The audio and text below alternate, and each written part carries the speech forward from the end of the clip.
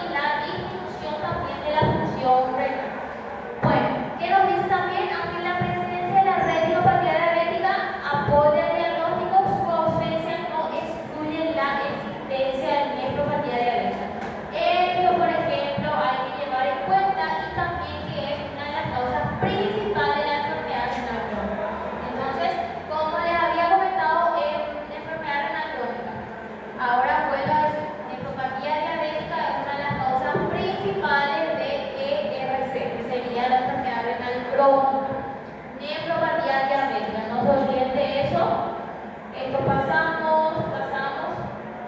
La fisiopatología, por ejemplo, lo que vamos a tener en cuenta es la parte principal, o sea, la parte de acá, ¿verdad? ¿Qué nos dice? Dice primeramente, o sea, es algo obvio, ¿verdad? La hiperglucemia y la elevación de la presión arterial son los principales iniciadores, ¿verdad? Entonces, a lo que se une la activación del sistema. Entonces, es algo básico, ¿verdad? Pero muchas veces podemos equivocarnos también. Entonces, hay que llevar en cuenta que la hiperglucemia y la HTA son uno de los principales que pueden iniciar esta patología. A ver, esto pasamos. Bueno, la existencia de una historia familiar de enfermedad renal o cardiovascular es un factor de riesgo para el desarrollo de nefropatía. Esto tenemos que llevar en cuenta, hay que saber, ¿verdad? Y también hay que llevar en cuenta que cuando existe proteinuria, esta resulta tóxica para los túbulos y el intersticio, con lo que acelera la progresión hacia la insuficiencia renal. Entonces, gente, también la existencia de proteinuria puede llevar rápidamente, ¿verdad?, esa progresión. Dios mío, qué rápido, qué fuerte que se escucha. Creo que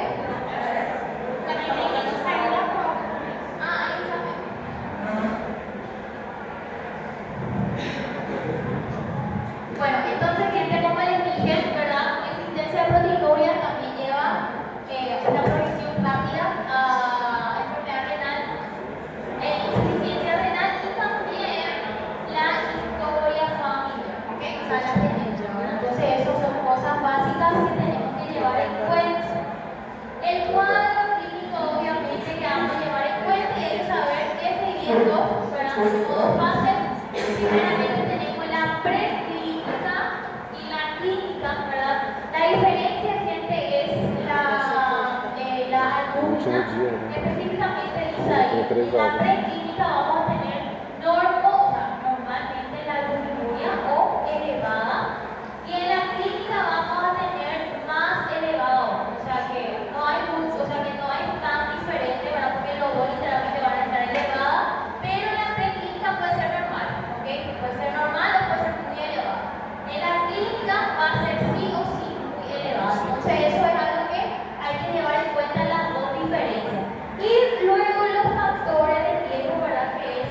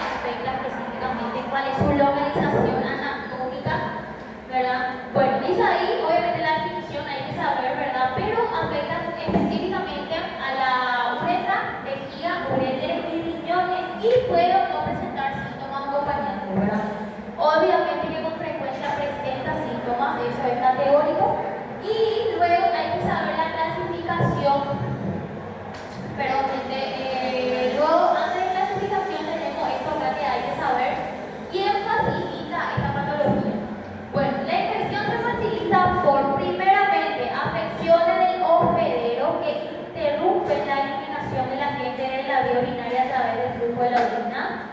Cambio de propiedades protectoras, ¿verdad? De revestimiento de mucina a la vía urinaria. También tenemos que saber las anomalías, ¿verdad? De la función protectora y también del sistema inmunitario. Hay que saber que el sistema inmunitario se relaciona bastante con el itus, ¿verdad? Y la clasificación. Y es lo que hay que saber literalmente 100%, porque es la parte más importante. De itus, por ejemplo, no es tan complejo, ¿verdad? O sea, es complejo, pero no es tan complicado. Bueno, la clasificación, como le dije, localización, hay que saber también la complejidad y cuáles son sus síntomas que puede acompañar, ¿verdad? Cuando hablamos de localización, ya les había comentado, se divide, por ejemplo, en itus baja y alta. Yo les dije, por ejemplo, la localización son estas, pero esto es anatómicamente nada más. Cuando hablamos de específicamente el fisiopato, nosotros vamos a, o sea, que no hace falta fisiopato en varias materias, nosotros tenemos una división por el libro, ¿verdad? Y tenemos por localización de baja y alta. Cuando hablamos de baja, nosotros le llamamos uretritis, le llamamos cistitis, y cuando hablamos de alta, hablamos de la pielonefritis. La pielonefritis es lo que muchas veces predomina, ¿verdad? Es algo frecuente que solemos ver, ¿verdad? Y luego vamos por complejidad. La complicada, la no complicada. Bueno, a ver un poco sintomático, obviamente más es gente sintomático, dice ahí que puede ser asintomático, pero el 90% de los pacientes vienen con síntomas en consultorio, entonces, o sea, puede ser las dos formas como le dije, pero más con frecuencia es sintomático siempre. Bueno, y estos son los agentes, ¿verdad?, que puede ocasionar esto. Lo que más conocemos obviamente es la Escherichia coli, ¿verdad? ¿Cuáles son las características fisiopatológicas de esa Escherichia coli? Hay que saber que es el principal agente, como les dije, díselo acá su frecuencia, 90% aproximadamente, y hay que saber que es bastante resistente, es una bacteria muy resistente, entonces hay que llevar en cuenta eso. Y tiene una facilidad de colonizar, o sea que agarra literalmente rápidamente todo, ¿verdad? Y acuérdense que es resistente. Y luego tenemos acá, esto va por orden decreciente, y estos son lo mínimo. Casi esto no encontramos, ¿verdad? Pero por el libro nosotros también tenemos que conocer. Pero como les dije, Escherichia coli es la más frecuente, fácil de colonizar y la que más, o sea, que es la que es más resistente. Esto es lo que yo les comenté de esto, ¿verdad? Es más o menos un resumen, ¿verdad?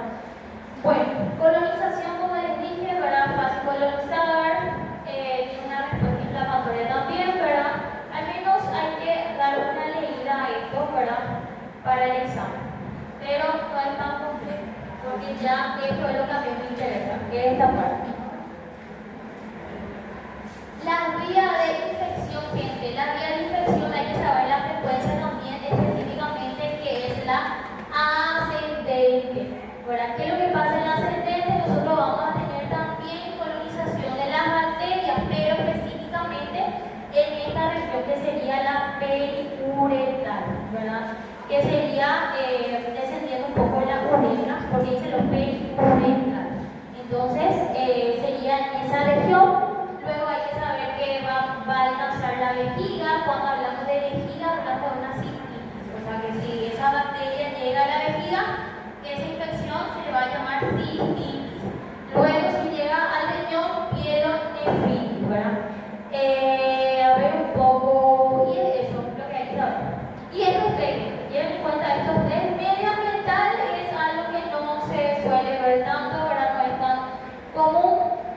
Huésped tampoco, también tiene una relación, o sea, una predisposición genética, pero eso no vemos mucho en consultorio. Lo que más vemos son estos tres, ¿verdad? Pero predomina la ascendente siempre.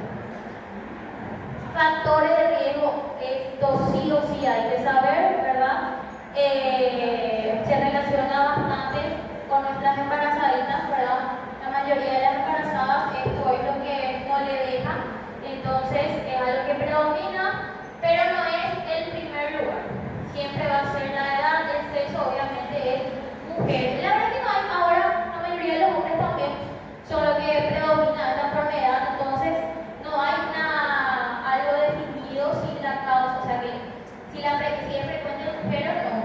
En el libro dice mujeres, ¿verdad? Pero ahora literalmente también los hombres son los que tienen bastante esto, entonces es más equilibrado.